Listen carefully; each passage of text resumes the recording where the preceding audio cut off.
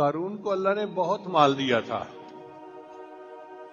تو اللہ تعالیٰ نے اس کو 4 نصیحتیں فرمائیں۔ پہلی نصیحت یہ فرمائی کہ وَابْتَغِ فِيمَا آتَاكَ اللَّهُ الدَّارَ الْآخِرَةَ، جو اللہ نے تجھے دیا ہے اس سے تو اپنی آخرت کو کما۔ تو مال کا اصل مقصد یہ ہوتا ہے کہ انسان اپنی آخرت کو سنوارے۔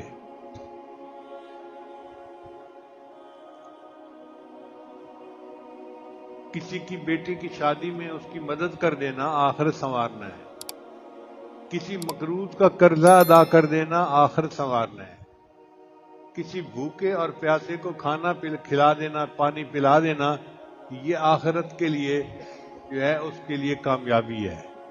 تو انسان اپنے مال کو آخرت کے سنوارنے میں استعمال کرے۔